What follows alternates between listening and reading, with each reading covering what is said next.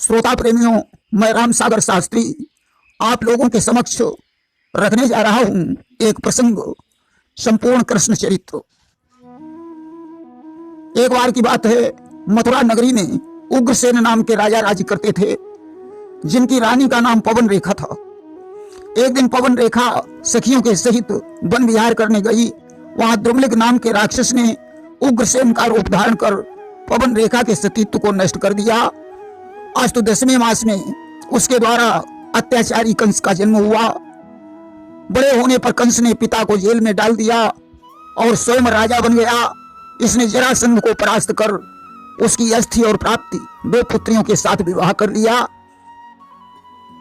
और गाय ब्राह्मण और ऋषि मुनियों को सताने लगा कि गंगा यमुना का दिव्य देश आरत हो कर रोता था, ब्रजमंडल से सुरमंडल तक जब जुल्म कंस का होता था। अब तो कंस के अत्याचार से पृथ्वी बेचैन होकर गाय के रूप में ब्रह्मा के यहाँ जाकर रोने लगी कि धेनु रूप धरी विधि गृह जाई और रोई रोई दुख कहे सुनाई। उस समय सभी देवताओं ने मिलकर करुणा भरी पुकार की कि हे प्रभु, आप अति शीघ्र अवतार लीजिए, हम सभी देवता कंस के अत्याचार से परेशान हैं। उनकी पुकार सुनकर आकाशवाणी हुई कि हे देवताओं, मैं अति शीघ्र ब्रज में अवतार लूंगा। मेरी शक्ति राधा के रूप में अवतीर्ण होगी, शेषनाग बलराम के रूप में अवतार लेंगे। तुम सभी ब्रज में जाकर यादव रूप में अवतरित हो जाओ। आकाशवाणी सुनकर देववृंद प्रसन्न हुए। इधर उग्रसेन के भाई देवक ने वसुदेव के साथ अपनी पुत्री देवकी का विवाह कर दिया। कंस बड़ी प्रसन्नता से रथ में बैठाकर देवकी को भेजने जा रहा था। उस समय आकाशवाणी हुई कि हे कंस, जिस बहन को तू इतने प्यार से भेजने जा रहा है उसका 8वां पुत्र तेरा काल होगा। अब तो कंस ने देवकी के केस पकड़ लिए, मारने के लिए तलवार निकाली। वसुदेव ने कहा, राजन, मैं तुम्हें वचन देता हूं कि देवकी से जो भी संतान होगी उसे मैं आपको समर्पित कर दूंगा। कंस ने स्वीकार कर लिया और दोनों को जेल में डाल दिया। धीरे धीरे कंस ने देवकी के 6 बच्चों का हनन कर दिया। साथ में गर्भ में बलराम जी आ गए। भगवान ने अपनी योग माया के द्वारा उस गर्भ को खींचकर रोहिणी के गर्भ में प्रतिष्ठित कर दिया, जिससे वहां बलराम का जन्म हुआ। इधर 8वें गर्भ में आकर भगवान ने भादव कृष्ण पक्ष अष्टमी बुधवार को अर्धरात्रि में देवकी के गर्भ से जन्म लिया और गोकुल में नंद यशोदा के यहाँ पहुंचाने का आग्रह किया, जहां योग माया ने यशोदा के गर्भ से कन्या के रूप में अवतार लिया था। वसुदेव जी वहां पुत्र को छोड़कर उस कन्या को उठा लाए। कंस ने उस कन्या को ज्यों पृथ्वी पर पटकना चाहा। कन्या चतुर्भुजी रूप धारण करके आकाश में चली गई और उसने कहा, तू मुझे क्या मारेगा दुष्ट, तुझे मारने वाला तो गोकुल में पैदा हो चुका है। कंस ने वसुदेव और देवकी को छोड़ दिया और उनसे उसने क्षमा मांगी। उधर सवेरा होते ही चारों तरफ खबर फैल गई कि यशोदा के यहाँ पुत्र का जन्म हुआ है। अब तो गोपी ग्वाल दौड़ दौड़ कर नंद के द्वारे पहुंचने लगे। देवी देवता भी गोपी और ग्वाल बाल बनकर भगवान का दर्शन करने के लिए पहुंचे। नंद ने बहुत कुछ दान किया, यहाँ तक कि बूढ़े बाबा बनकर भगवान शंकर भी कृष्ण का दर्शन करके कैलाश पर वापस आए। इस महोत्सव के बाद बाबा नंद गोकुल की रक्षा का भार ग्वाल वालों पर छोड़कर कंस को वार्षिक कर देने के लिए मथुरा चले गए। और इधर कंस ने पूतना को बुलाकर ब्रजमंडल के सारे बच्चे मार डालने का आदेश दिया। पूतना ब्रजवाला बनकर नंद के घर पहुंची। उसने यशोदा जी से पूछकर कृष्ण को गोद में ले लिया और जहर लगे हुए स्तनों का पान कराने लगी। कृष्ण ने दूध के साथ साथ उसके प्राणों को भी पीना शुरू कर दिया। वह आकाश की तरफ उड़ी और निष्प्राण होकर जमीन पर गिर पड़ी। अब तो उसका राक्षसी रूप प्रकट हो गया। उसके गिरने से 6 कोस के वृक्ष नष्ट हो गए। ग्वाल वालों ने उसके शरीर के कुल्हाड़ी के द्वारा टुकड़े करके आग में जला दिया। उसी समय बाबा नंद भी आ गए। राक्षसी देखकर वे भगवान को धन्यवाद देने लगे कि हे प्रभु, तेरी कृपा से आज मेरा पुत्र सुरक्षित बच गया। 27 दिन के होने पर कृष्ण ने शक्टासुर का वध किया। 5 महीने की उम्र में तृणावर्त को मारा वसुदेव जी ने गर्गाचार्य को भेजकर उनका नामकरण संस्कार करवाया। गर्गाचार्य ने कृष्ण और बलराम नाम रख दिया। 6 महीने पर भगवान का अन्नप्राशन हुआ। अब तो प्रभु बाल लीलाएं करने लगे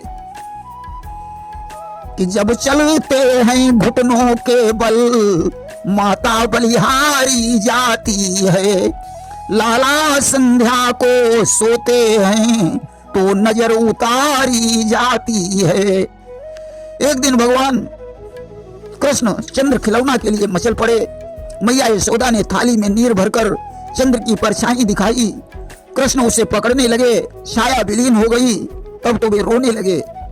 मैया ने त्रेता युग की कहानी सुनाई, जिसको सुनते सुनते वे सो गए। एक दिन कृष्ण ने माटी खा ली। ग्वाल वालों ने मैया से शिकायत की। माँ ने कहा, कन्हैया अपना मुंह खोल। प्रभु ने मुंह खोला तो सारा ब्रह्मांड उनके मुंह में दिखाई पड़ा। अब तो यशोदा ने आंखें बंद कर ली। एक दिन कृष्ण ने बलराम जी की शिकायत की कि हे मैया, दाऊ भैया कहते हैं कि तुम्हें मोल लिया गया है, क्योंकि माता पिता गोरे हैं, तुम काले हो। और सुनी माँ हंसी, अंचल मुख गेरो, और मैं जननी तब तय सुत मेरो। मैया ने मुस्कुराकर कहा, नहीं लाला, तुम हमारे ही पुत्र हो। एक दिन यशोदा जी कृष्ण को गोद में लिए हुए स्तनपान करा रही थीं। तभी आग पर रखे हुए दूध में उफान आ गया। मैया ने कृष्ण को गोद से उतारकर दूध को संभाला। कृष्ण ने गुस्सा होकर छड़ी उठाई और सारी मटकी और दोहनियां फोड़ डाली। अब तो मैया ने गोपी से रस्सी मंगाकर कृष्ण को ऊखल से बांध दिया। कृष्ण ने ऊखल को यमलार्जुन के पेड़ों से अटकाकर उन वृक्षों का उद्धार कर दिया। उनमें से 2 पुरुष निकलकर भगवान की स्तुति करके स्वर्ग को चले गए। ये कुबेर के पुत्र नलकूबर थे, जो नारद के श्राप से वृक्ष बन गए थे। एक दिन बाबा नंद ने जबनार में जात बंधुओं को इकट्ठा करके कहा कि अब हम लोग यहाँ नहीं रहेंगे, वृंदावन में रहेंगे, क्योंकि यहाँ रोज उपद्रव होते हैं। वृंदावन में पहुंचकर 5 वर्ष की उम्र में कृष्ण गाय और बछड़े चराने गए, जहां उन्होंने वत्सासुर, बकासुर और अघासुर का वध किया। एक दिन ब्रह्मा ने संदेह मिटाने के लिए गाय और बछड़ों का हरण कर लिया। भगवान ने उतने गाय और बछड़े बना लिए। ब्रह्मा जी को ज्ञान हो गया। उन्होंने कृष्ण की स्तुति करके उनसे क्षमा मांगी। 6 वर्ष की उम्र में इन्होंने धेनुकासुर का वध किया। अब तो कंस सोच में डूब गया कि जो भी निशाचर जाता है वो जीवित लौटकर नहीं आता। तब कंस ने कालीदेह से 1000 कमल पुष्प नंद जी से मंगवाए, जिसके कारण कृष्ण को कंदुक क्रीड़ा करनी पड़ी और उन्होंने टोल मारकर गेंद को कालीदेह में गिरा दिया, जिसमें 1000 फन वाला कालिया नाग रहता था। श्री रामा ने गेंद मांगी। कृष्ण यमुना में कूद पड़े। काली नाग के फन पर बंसी बजाकर नृत्य किया और उससे कहा कि तुम रमणक द्वीप को चले जाओ। कालिया रमणक द्वीप चला गया। कृष्ण 1000 कमल पुष्प के सहित श्री रामा की गेंद लेकर बाहर आए। वहीं यमुना तट पर मैया यशोदा, नंद, गोपी ग्वाल भी रोते हुए पहुंचे। अस्तु रात में वहीं विश्राम हुआ, जहां भगवान कृष्ण ने रात्रि के समय दावानल का पान किया। इसके बाद उन्होंने प्रलंबासुर का हनन किया और दोबारा दावानल का पान किया और ग्वाल वालों की रक्षा की। इसके बाद भगवान ने माखन लीला की। जब गोपियां सर पर मटकियां रखकर मथुरा को जा रही थीं, तो उन्होंने दही का दान मांगा। इनकार करने पर कृष्ण ने अपने साथियों सहित मिलकर गोपियों की मटकियां फोड़ डाली। कंस के कुछ गुप्तचर वहां घूम रहे थे। उन्होंने कंस को जाकर बताया। सुनकर कंस भयभीत हो गया। कुछ अविवाहित गोपियों ने हेमंत मास में कात्यायनी का व्रत रखा कि कृष्ण मुझे पति के रूप में प्राप्त हों। वे यमुना में नग्न स्नान करती थी। कृष्ण ने उनके चीर चुरा लिए। चीर मांगने पर उन्होंने कहा, जल में वरुण देव का पहरा होता है, तुम उनका अपमान कर रही हो, इसलिए उन्हें प्रणाम कर दोबारा ऐसा न करने की प्रतिज्ञा करो। कृष्ण ने चीर प्रदान किए और अगली शरद पूर्णिमा को उनके साथ रास रचाने का वचन दिया। इसके बाद कृष्ण ने चौहों को ज्ञान दिया। अब कृष्ण 7 वर्ष के हो गए। एक दिन कार्तिक कृष्ण चतुर्दशी के दिन ब्रजमंडल में इंद्र पूजन की तैयारी हो रही थी। कृष्ण ने गोवर्धन की पूजा करवा दी। इंद्र ने क्रोधित होकर मेघों को आदेश दिया, जाओ मूसलाधार वर्षा करके ब्रजमंडल को डुबो दो। मेघ वर्षा करने लगे। इंद्र ने गोवर्धन को छिमनी पर धारण कर छत्र बनाया। 7 दिन वर्षा हुई, सारे ब्रजवासी गोवर्धन के नीचे थे। आखिरकार इंद्र ने अपनी भूल की क्षमा मांगी। एक दिन यमुना में स्नान करने गए नंद को वरुणदूत पकड़ ले गए। कृष्ण नंद बाबा को छुड़ा लाए। अब भगवान ने गोपियों के साथ रासलीला की। उस समय भगवान की उम्र 8 वर्ष की थी। कार्तिक पूर्णिमा की रात को कृष्ण ने रास रचाया, जिसमें भगवान शंकर भी गोपी बनकर गए थे। इसके बाद कृष्ण ने अरिष्टासुर का वध किया। अब कंस ने केसी और ब्रह्मासुर को भेजा, परंतु वे भी मारे गए। तब देवर्षि नारद ने पहुंचकर कंस को धनुष यज्ञ करने की सलाह दी, जिसमें कंस ने अक्रूर को भेजकर कृष्ण बलराम को बुलवाया। कृष्ण के जाने पर गोपियां दुखी हो गईं। परसों का वादा करके कृष्ण मथुरा को चले गए। अब उनकी उम्र 11 साल की थी। उन्होंने जाकर नगर भ्रमण किया। कंस के धोबी को मारकर वस्त्र छीन लिए। बालक नामक दर्जी आ गया, उसने वस्त्रों को ठीक कर दिया। हृदया धाम ने तब दिया उसको यह वरदान, धन जन से फूलो फलो बढ़े भक्ति सद ज्ञान। सुदामा माली ने भगवान को माला पहनाई। कुब्जा ने चंदन लगाया, भगवान ने उसका कुबड़ दूर कर दिया। कुब्जा पूर्व जन्म में शूर्पणखा थी कि शूर्पणखा राम ही लखी मोही, और काम सहित कुंवरी भई सोई। उसने कहा प्रभु घर चलो। कृष्ण ने कहा कंस से निपटने के बाद आऊंगा। अब भगवान रंगभूमि में पहुंचे। पहरेदार ने ललकार कर कहा कहां जा रहे हो? दामा ने कहा हमारे ब्रजराज से ऐसी बातें कर रहे हो, ये कंस का वध करने आए हैं। आगे बढ़कर कृष्ण ने धनुष को तोड़ डाला। अब तो निश्चर वृंद कृष्ण पर टूट पड़े। भगवान ने धनुष के खंड से ही उन्हें मार डाला। बचे हुए राक्षस कंस के पास पहुंचे और उन्होंने कहा कि महाराज मार्ग कंटकमय है, गुलशन की समझो सैर नहीं। हम इतना ही कह सकते हैं, प्राणों की समझो खैर नहीं। महाराज जी, ब्रज के ग्वाले कृष्ण ने मथुरा में लूट मार मचा रखी है। उसने धनुष का खंडन कर दिया है। आज तो आपके प्राण भी संकट में पड़ सकते हैं। ऐसी खबर सुनकर कंस कंपित हो गया। उधर धनुष का खंडन करके कृष्ण और बलराम नंद के पास पहुंचे। इधर कंस को रात भर नींद नहीं आई। प्रातः काल नंद जी भेंट की सामग्री लेकर रंगभूमि में पहुंचे। उनके साथ कृष्ण और बलराम भी गए। कंस ने रंगभूमि के दरवाजे पर कुबलिया पेड़ हाथी को मद पिलाकर खड़ा करवा दिया। हाथी को देखकर कृष्ण ने महावत से कहा भैया अपना ये हाथी हटा लो, मुझे अंदर जाना है। कि तब पीलवान हंसकर बोला अंदर वो जाने पाएगा, जो अपनी माता के बल का सच्चा परिचय दिखलाएगा। पीलवान ने हंसकर कहा मेरे इस हाथी में 10,000 हाथियों की ताकत है। इसकी सूंड पकड़कर उधर कर दो और अंदर चले जाओ। तो पूंछ को पकड़ा उधर बलराम ने, सूंड को पकड़ा इधर घनश्याम ने।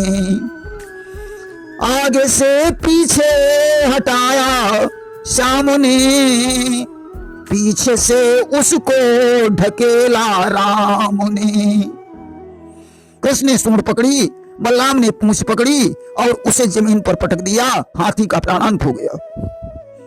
दोनों दांत उखाड़ कर आगे बढ़े। मुष्टिक और चाणूर पहलवानों से द्वंद हुआ। दोनों मारे गए। सल और तोसल नामक मल्लों से मुचेटा लिया, परंतु मारे गए। अब भगवान कंस के पास पहुंचे।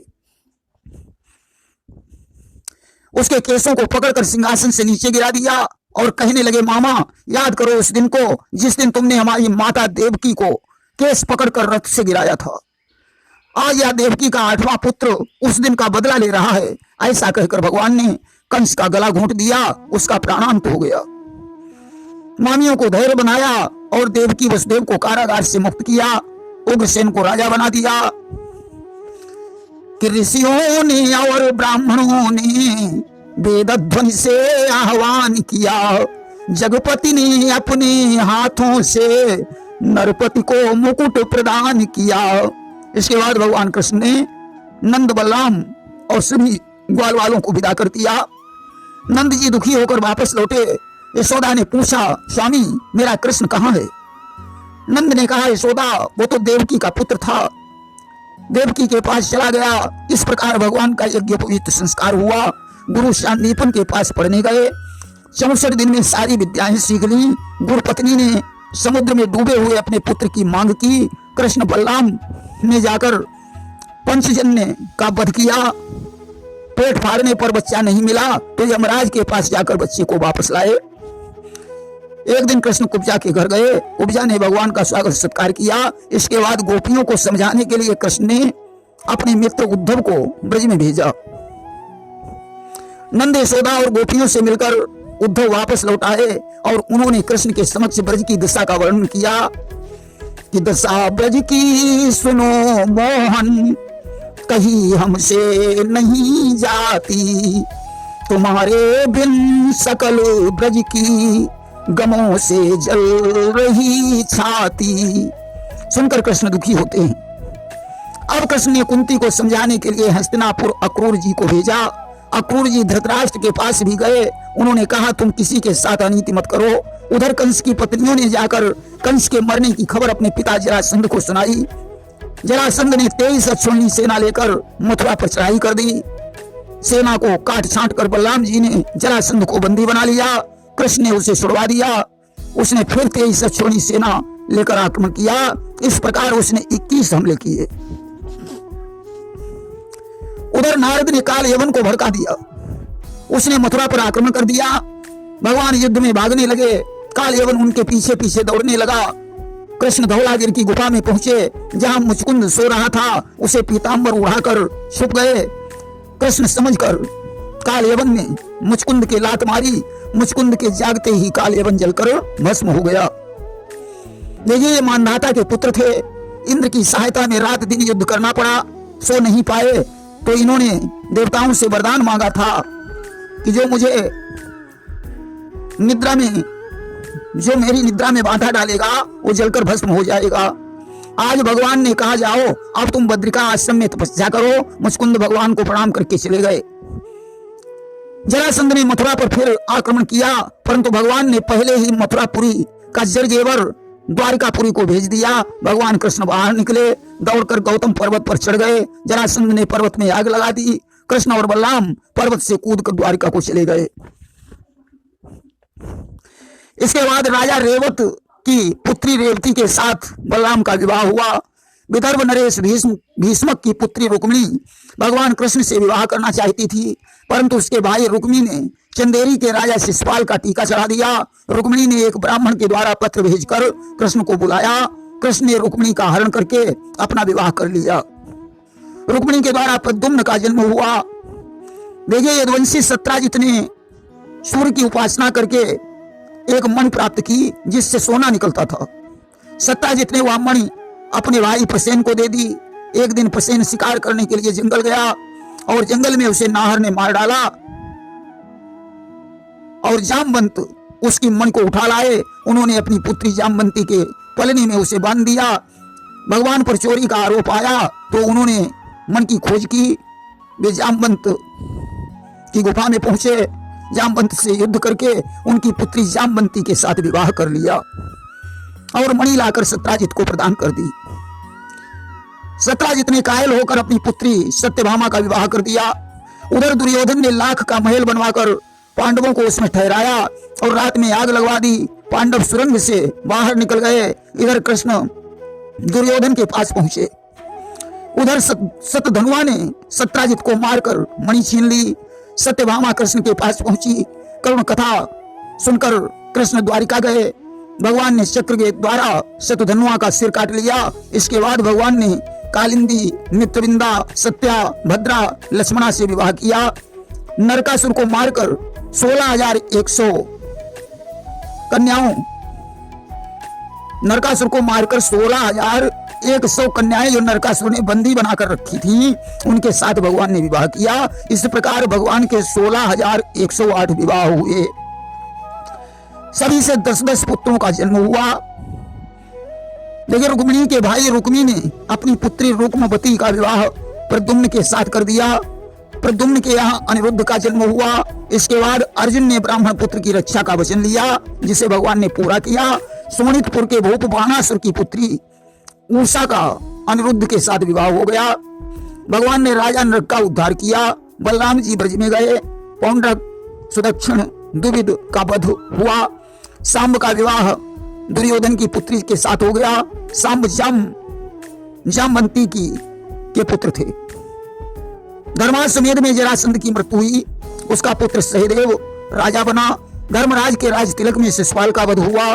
तत्पश्चात साल्व मारा गया। दंतवक्र विदुरथ का वध हुआ। इलबल वध हुआ।